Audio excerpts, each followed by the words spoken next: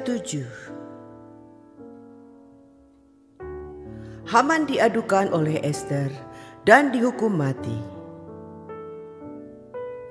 Datanglah raja dengan Haman untuk dijamu oleh Ester, sang ratu.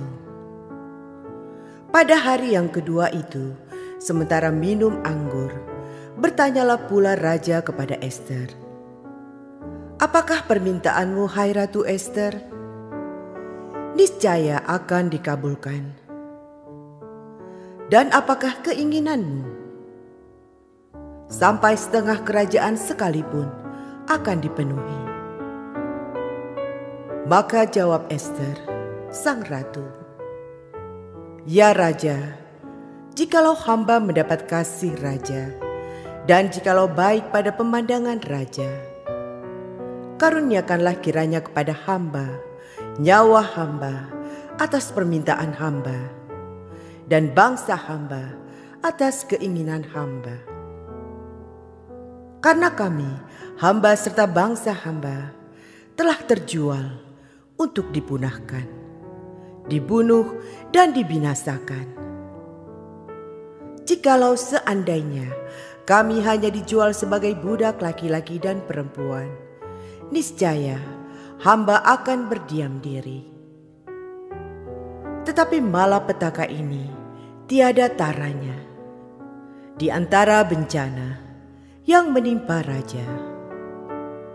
Maka bertanyalah Raja Ahasiweros kepada Ester sang ratu, "Siapakah orang itu? Dan di manakah dia yang hatinya mengandung niat akan berbuat demikian?" Lalu jawab Ester, "Penganiaya dan musuh itu ialah Haman, orang jahat ini." Maka Haman pun sangatlah ketakutan di hadapan raja dan ratu.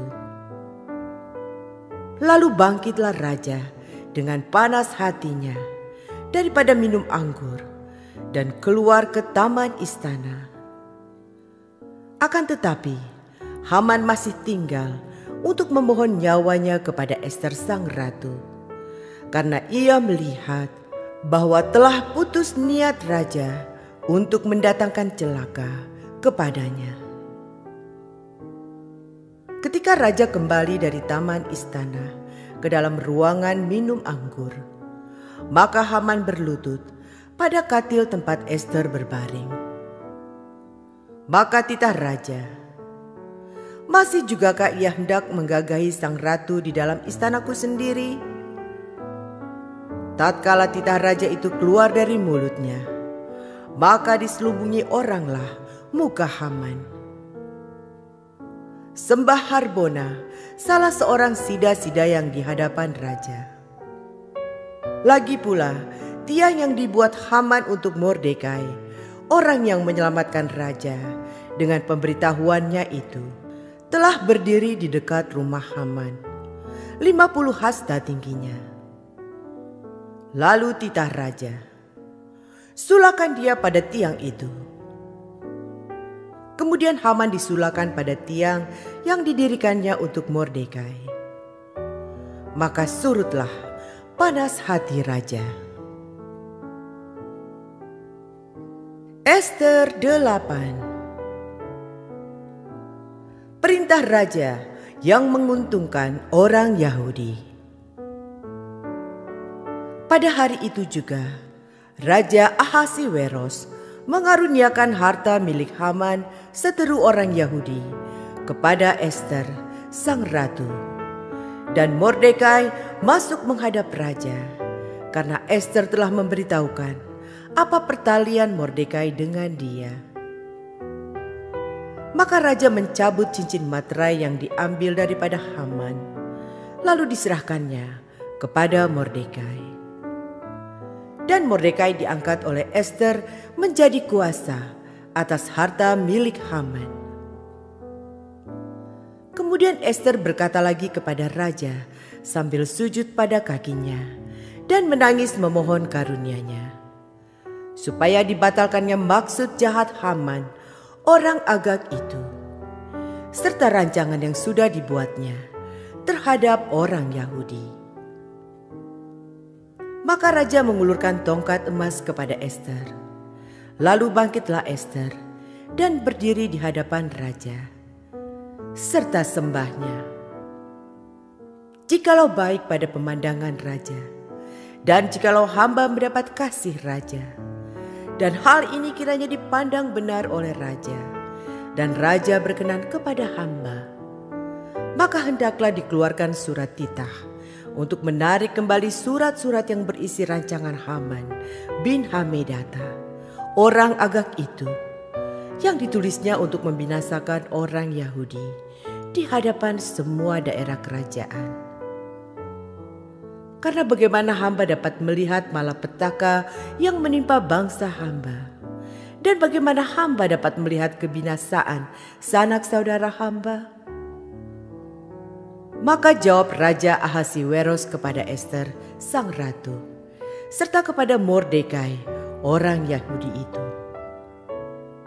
harta milik Haman telah kukaruniakan kepada Ester, dan Haman sendiri telah disulahkan pada tiang karena ia sudah mengacungkan tangannya kepada orang Yahudi.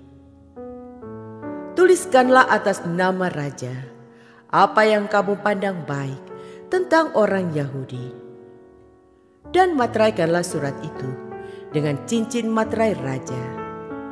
Karena surat yang dituliskan atas nama raja dan dimateraikan dengan cincin materai raja tidak dapat ditarik kembali. Pada waktu itu juga dipanggillah para panitera raja dalam bulan yang ketiga, yakni bulan Siwan, pada tanggal 23. Dan sesuai dengan segala yang diperintahkan Mordekai, ditulislah surat kepada orang Yahudi dan kepada para wakil pemerintah, para bupati, dan para pembesar daerah dari India sampai ke Ethiopia, 127 daerah, kepada tiap-tiap daerah menurut tulisannya, dan kepada tiap-tiap bangsa menurut bahasanya, dan juga kepada orang Yahudi menurut tulisan dan bahasanya. Maka ditulislah pesan atas nama Raja Ahasiweros dan dimateraikan dengan cincin materai raja. Lalu dengan perantaraan pesuruh-pesuruh cepat yang berkuda, yang mengendarai kuda kerajaan yang tangkas, yang diternakan di perkudaan, dikirimlah surat-surat yang isinya raja mengizinkan orang Yahudi di tiap-tiap kota untuk berkumpul dan mempertahankan nyawanya, serta memunahkan, membunuh, atau membinasakan segala tentara, bahkan anak-anak dan perempuan-perempuan dari bangsa dan daerah yang hendak menyerang mereka, dan untuk merampas harta miliknya.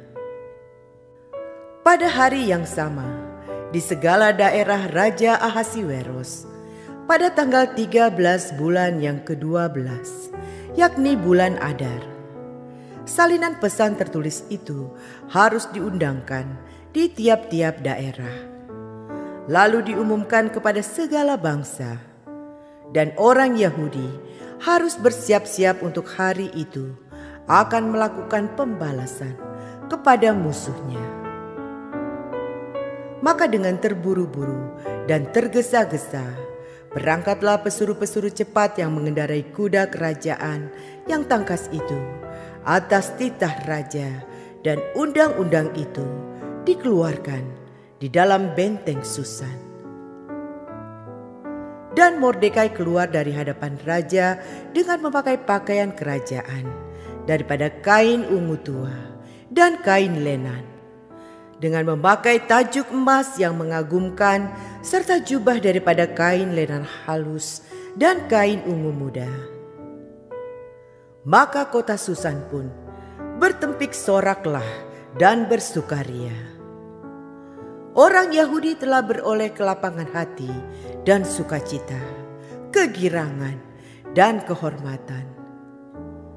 Demikian juga di tiap-tiap daerah dan di tiap-tiap kota, di tempat manapun titah dan undang-undang raja telah sampai.